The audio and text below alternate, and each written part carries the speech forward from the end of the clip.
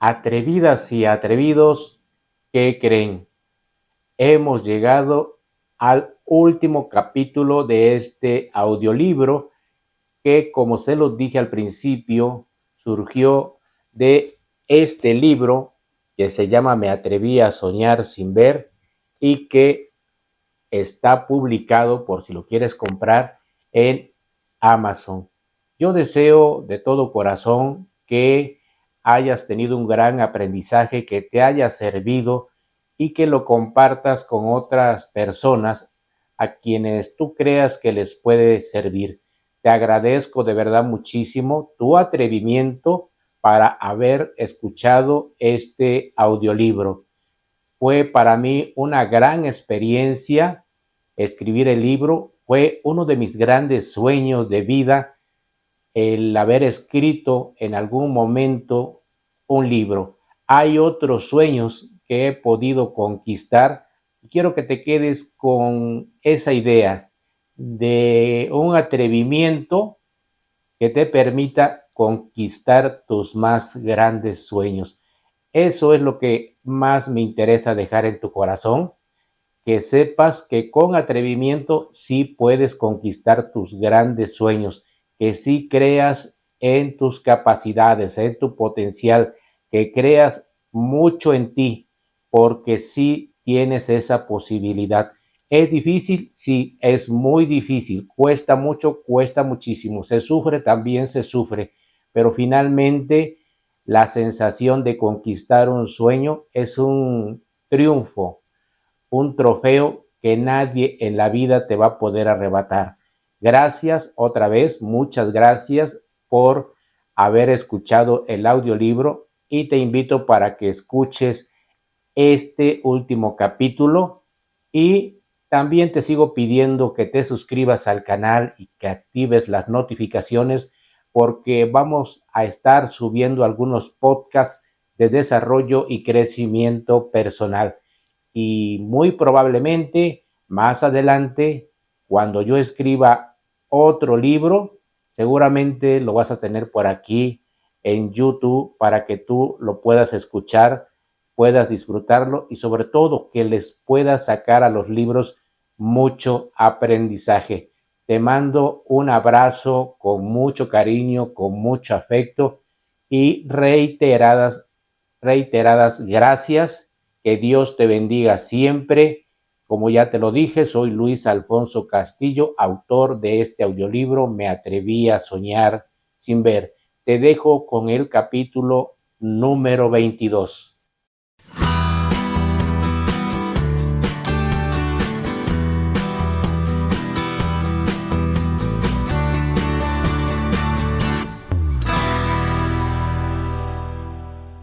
Sí podemos alcanzar nuestros sueños. Faltaban solamente 2 años para que Sarita cumpliera 15 años. Al igual que la mayoría de las jovencitas de su edad, soñaba con una gran fiesta. Su mamá también había albergado ese maravilloso sueño. Quería que su hija se viera como una verdadera princesa en la fiesta de sus 15. No tenía yo la menor idea de cómo conseguiría el dinero suficiente para materializar esa bella ilusión.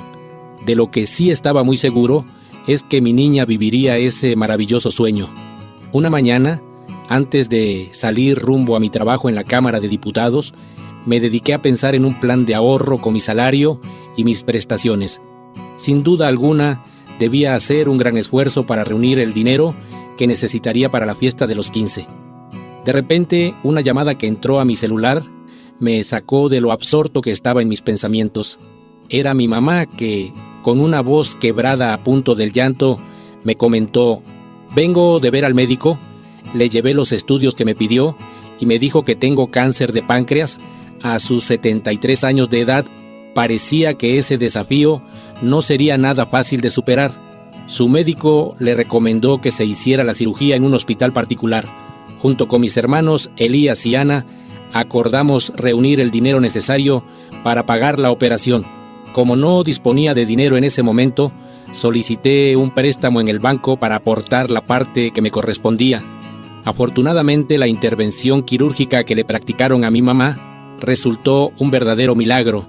lograron extirparle el tumor canceroso sin mayores complicaciones. Lo que vino después fueron unas sesiones de quimioterapia en el Seguro Social durante algunos meses que le permitieron recuperar su buena salud. Una tarde que salía de uno de los bancos que está en la Cámara de Diputados, me interceptó en el pasillo un hombre que, por su voz, tal vez tendría alrededor de 65 años.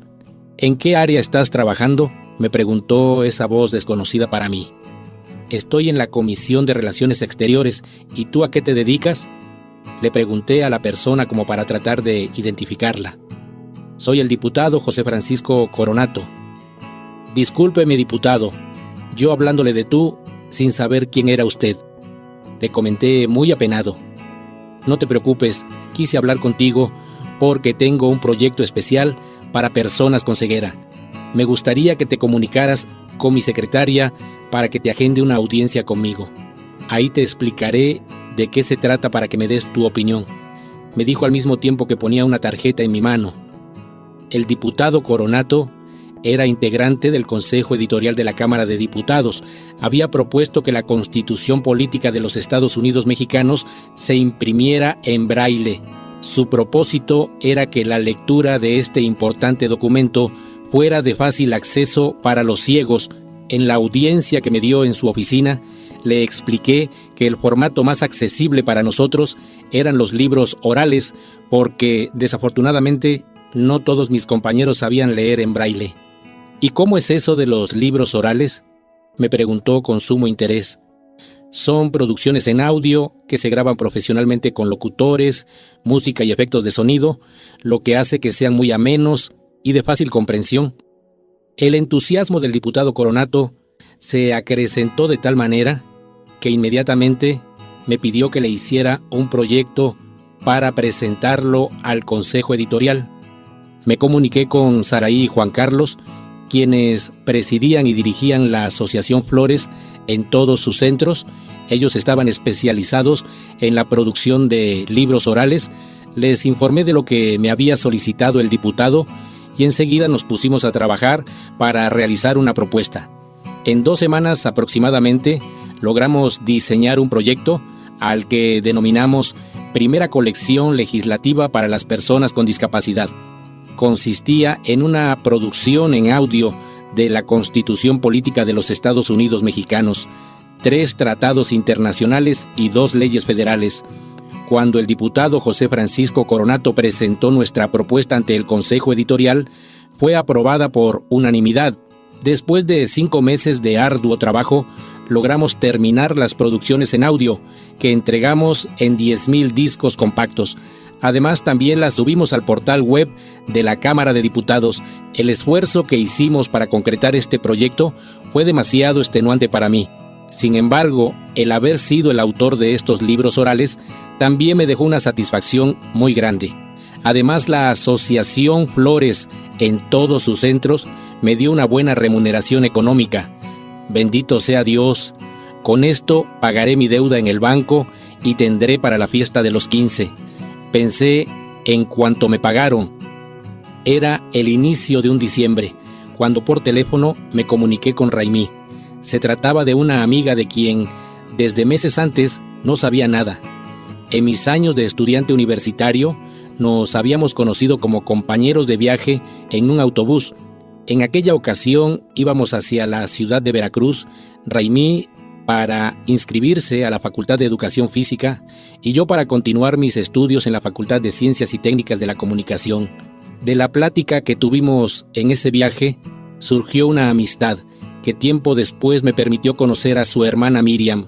Luego de charlar brevemente con Raimí y de recordar algunas anécdotas, le pasó el auricular a su mamá para que nos saludáramos. Finalmente me comunicó con su hermana, con quien tuve una conversación tan amena que al día siguiente le llamé exclusivamente a ella.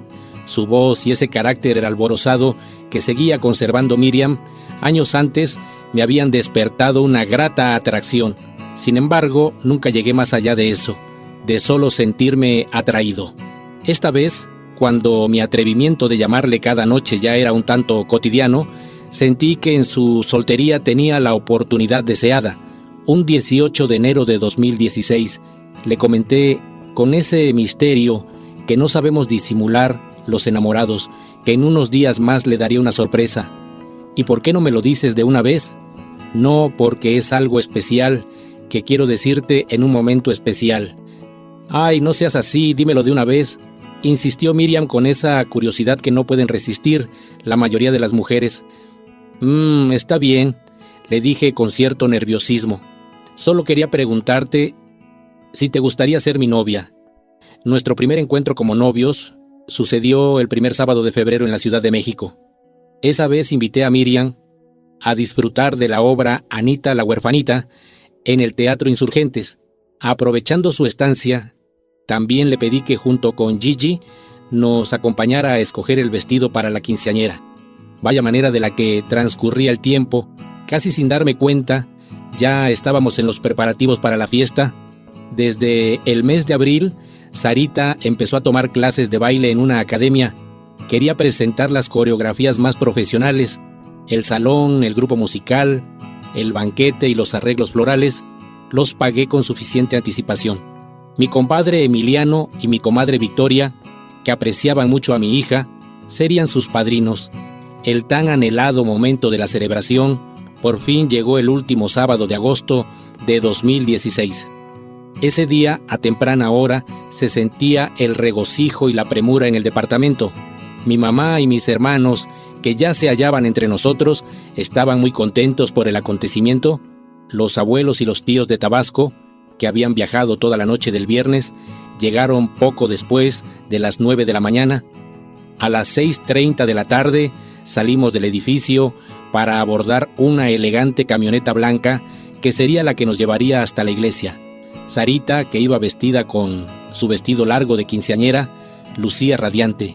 Ese color coral de su atuendo, su corsé entallado y la crinolina, que se veían en perfecta armonía con su maquillaje y su peinado, hacían que realmente se viera como una princesa.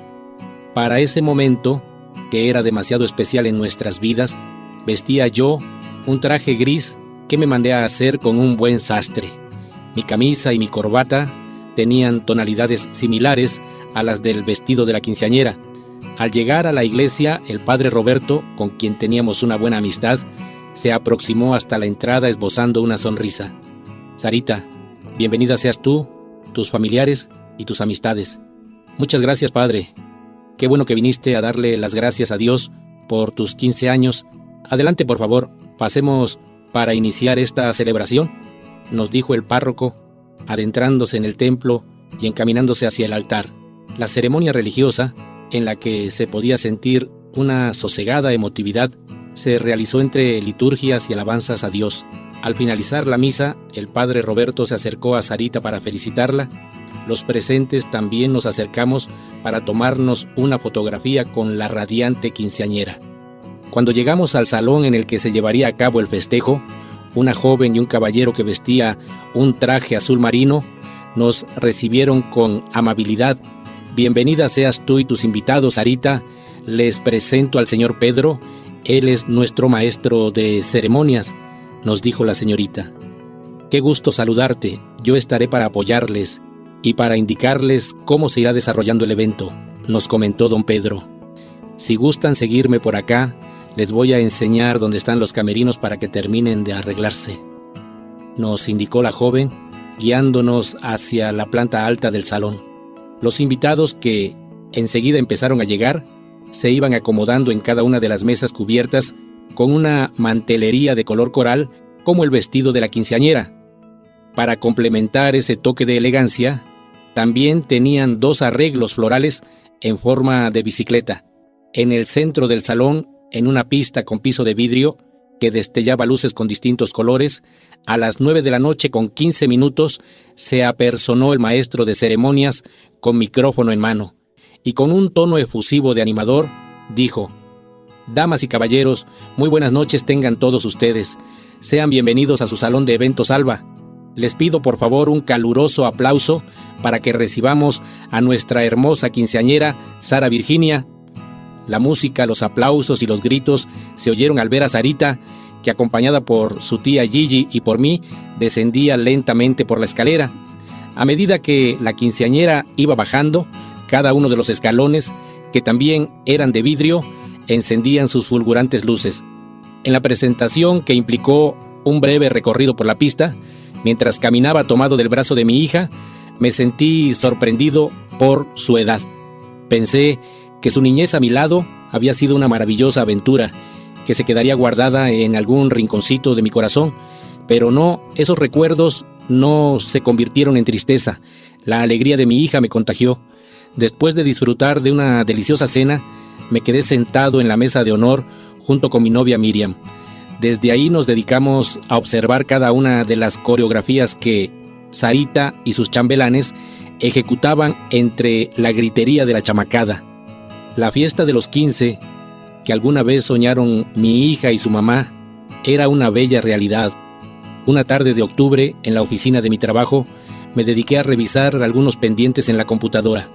Me di cuenta que debía dictaminar un par de iniciativas. Para ello, era necesario buscar información en algunos ordenamientos jurídicos. Cuando empecé a navegar por el portal web de la Cámara de Diputados, de repente oí que mi celular empezó a sonar. Enseguida lo respondí. ¿Qué tal, Luis Alfonso? Soy Carolina Callejas. Te comento que estoy trabajando como catedrática en la Universidad del Valle del Centro de México, en Celaya, y te llamo porque queremos que nos vengas a dar una conferencia. Carolina Callejas era una amiga que en alguna ocasión me presentó Saraí, y la invitación que me hacía representaba la oportunidad de iniciarme como conferencista. Sí, claro que acepto tu ofrecimiento con mucho gusto, le respondí sin titubear. La Universidad del Centro de México en 3 meses más estaría celebrando el aniversario de su fundación. En su ciclo de conferencias magistrales que habían organizado, querían que yo impartiera una conferencia motivacional para los alumnos. Un jueves al mediodía que llegué a Celaya para impartir la conferencia, Carolina me recibió en la central de autobuses. Bienvenido, Luis Alfonso. Te voy a presentar a don Eduardo, que nos estará apoyando en lo que tú necesites. Qué gusto conocerle, le dije al señor estrechando su mano. Te vamos a llevar al hotel para que descanses un ratito.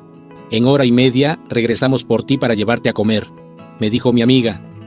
A las 14 horas, efectivamente, Carolina y don Eduardo llegaron a la recepción del hotel. Luego de abordar el automóvil que traían, nos fuimos hacia el centro de la ciudad. Cuando entramos al restaurante, de alguna manera, pude apreciar una elegancia que me advertía de la buena gastronomía que ahí se podía disfrutar. Sean ustedes bienvenidos. Aquí tienen el menú y en un momentito más les tomo la orden, nos dijo un mesero que se acercó y enseguida se retiró. Carito me leyó detenidamente el menú. Cuando habíamos seleccionado los platillos que degustaríamos en cada tiempo, le dimos la orden al mesero en cuanto regresó. Ahorita que terminemos de comer, te vamos a llevar al auditorio. Me acaban de avisar por WhatsApp que necesitan hacerte una prueba de voz, me dijo mi amiga después de guardar el celular en su bolso. Más tarde nos trasladamos al auditorio, donde dictaría la conferencia. Unos jóvenes que al parecer eran los técnicos de sonido nos recibieron con amabilidad. Uno de ellos, que sostenía unos audífonos en sus manos, le pidió a Carolina que me apoyara para subir al estrado y que me llevara hasta el podio. Por favor, hable usted en el micrófono como si ya estuviera dando la conferencia para checar los niveles de su voz, me indicó una joven desde las butacas. Buenos días tengan todos ustedes. Quiero en primer lugar agradecer la invitación que me hizo la Universidad del Valle de México y desde luego también les quiero agradecer a ustedes su grata presencia. Con eso es suficiente. Muchas gracias, me dijo la joven. Al día siguiente, a temprana hora, llegué al auditorio. Iban conmigo Carolina y don Eduardo. Yo vestía un traje negro, una camisa blanca y una corbata roja. 2 catedráticos que estaban sentados en las butacas de adelante se levantaron y se acercaron a nosotros para saludarme con un apretón de manos. A las 11 en punto de la mañana, una joven edecán me dijo: por favor, licenciado, si gusta tomarse de mi hombro para guiarle hasta el podio. Silencio, por favor, silencio, suplicó el maestro de ceremonias desde el centro del estrado, quien sostenía un micrófono en la mano izquierda. Tan pronto cesó el bullicio, procedió a leer mi currículum con cierto toque de solemnidad. Al terminar de leerlo, hizo una breve pausa y me presentó con el público. Les dejo con el licenciado Luis Alfonso Castillo y su ponencia Yo sí puedo alcanzar mis sueños. Más de 1,200 personas, en su mayoría jóvenes universitarios, aplaudieron con efusividad. Ese emotivo aplauso que se dejó oír de manera apabullante en todo el recinto alborotó mis nervios. Aún así, pude iniciar mi disertación con un entusiasmo que poco a poco se fue acrecentando. Les hablé de algunos conceptos de desarrollo personal que algunas veces con experiencias personales y otras veces con chistes traté de explicarles. Para terminar mi ponencia de una manera muy emotiva, les animé a gritar con todas sus fuerzas: yo sí puedo alcanzar mis sueños. El grito de esa multitud logró contagiarme su emoción. Se oyó impresionante en el auditorio. Luego inmediatamente vino una ovación que me conmovió aún más. Una catedrática que iba acompañada por 2 jóvenes subió al estrado, tomó el micrófono y dijo: licenciado Luis Alfonso, muchas gracias por su ponencia. La Universidad del Centro de México se complace en entregarle este reconocimiento por su participación en este ciclo de conferencias magistrales. Un emotivo aplauso se volvió a oír en todo el auditorio. Mi amiga Carolina, que ya estaba junto a mí, me encaminó hacia la catedrática para que me entregara el reconocimiento. Después nos dirigimos a una de las escaleras para bajar del estrado. Al terminar de descender, un grupo de personas aguardaba para saludarme. Hubo quienes se acercaron para felicitarme con un abrazo, otros solo querían tomarse una fotografía conmigo. Una jovencita que quizás tendría alrededor de 26 años, asió mi mano derecha con sus manos y visiblemente emocionada me dijo: «Qué gusto conocerte. Me llamo Natalia. Quiero darte las gracias por lo que me enseñaste en tu conferencia. Yo quedé sin ver hace 2 meses y desde hace una semana tenía el deseo de suicidarme, pero después de haberte oído, quiero vivir y quiero luchar por mis sueños». El hospedaje en un excelente hotel, la comida en un buen restaurante, la prueba de voz en el auditorio, la entrevista que me realizaron unos reporteros de televisión, el trato de los anfitriones y sobre todo el reconocimiento del público me hicieron experimentar una sensación maravillosa. Cuando venía en el autobús de regreso a la Ciudad de México, eché el asiento hacia atrás para ponerme más cómodo. Por un instante cerré los ojos y con ese cúmulo de emociones pensé: así son los sueños, desde que los visualizas en tu mente, te parecen una verdadera realidad, pero cuando ya los estás viviendo, la realidad te parece eso, un verdadero sueño.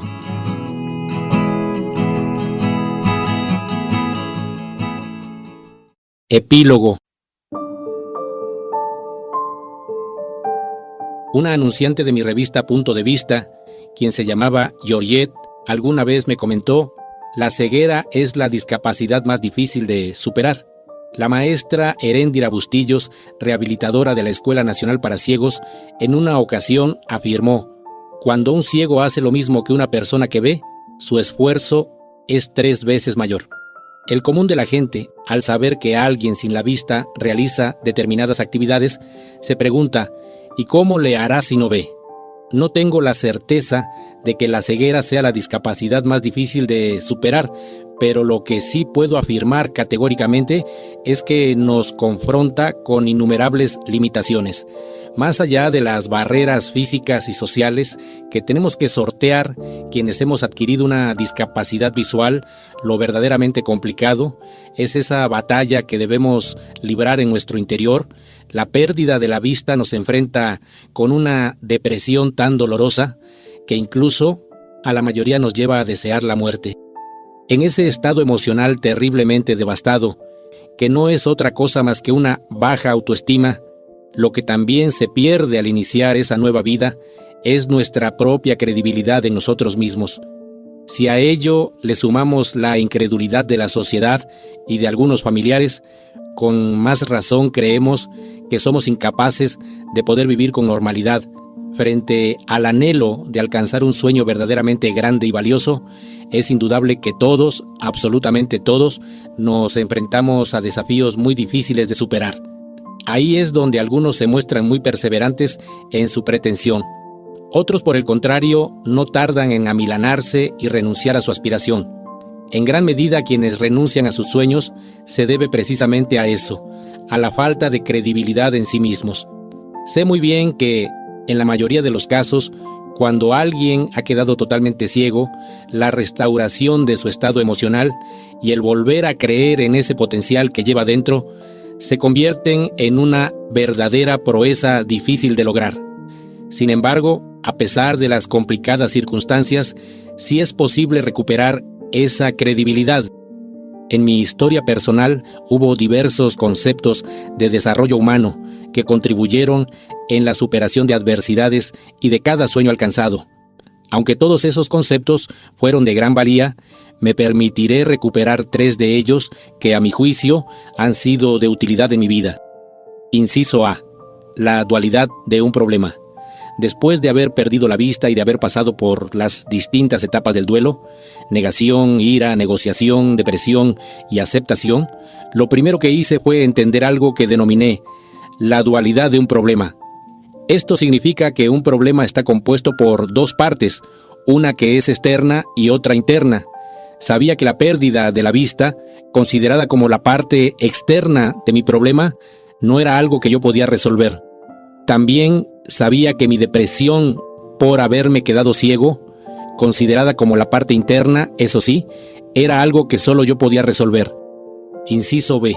La importancia de creer en uno mismo.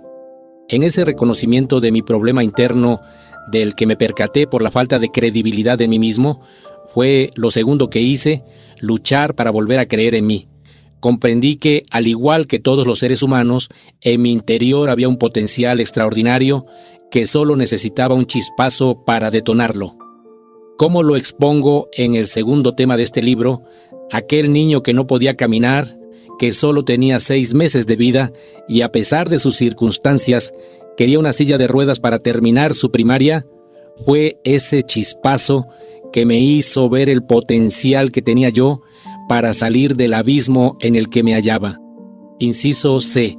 La importancia de creer en Dios. No obstante la ira que sentía contra Dios por haberme quedado ciego, nunca dejé de creer en su existencia ni en su infinito poder. Cuestioné su misericordia, pero aún así seguí creyendo que algo podía hacer Él para ayudarme. En la Biblia, en Juan 9:3, se cita a un hombre ciego de nacimiento que, al pasar frente a Jesús, sus discípulos preguntaron: «Rabí, ¿quién pecó, él o sus padres, para que haya nacido ciego?». A lo que Jesús les respondió: «Ni él pecó ni sus padres, es para que se manifiesten en él las obras de Dios». Hoy les puedo asegurar que después de haber clamado la ayuda de mi Señor, todos los sueños alcanzados fueron eso, las obras de Dios manifestadas en mí. Pero, ¿qué es ese potencial al que me he referido?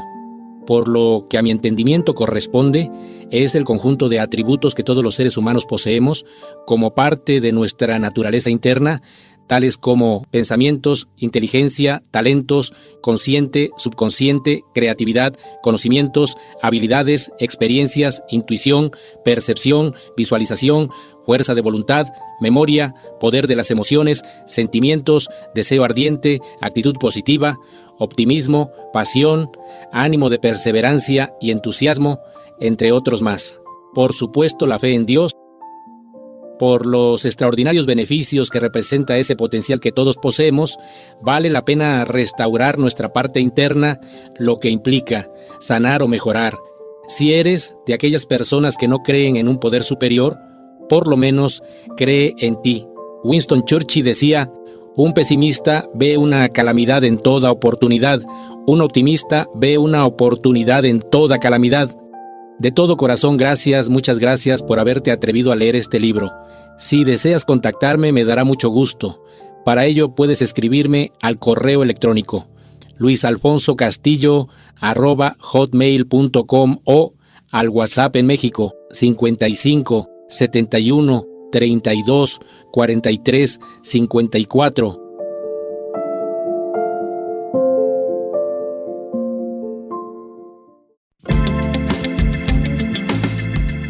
Producción y voz del propio autor del libro, Luis Alfonso Castillo. Producido en los Estados Unidos mexicanos. Publicado en Amazon en su versión impresa tapa blanda y en su versión digital Kindle. Este libro está debidamente registrado en el Instituto Nacional de los Derechos de Autor, por lo que está prohibida la reproducción parcial o total, el alquiler, la transmisión o la transformación de este libro, en cualquier forma o por cualquier medio, sea electrónico o mecánico, sin el permiso previo y escrito del autor. La infracción a esta disposición está penada por la legislación aplicable.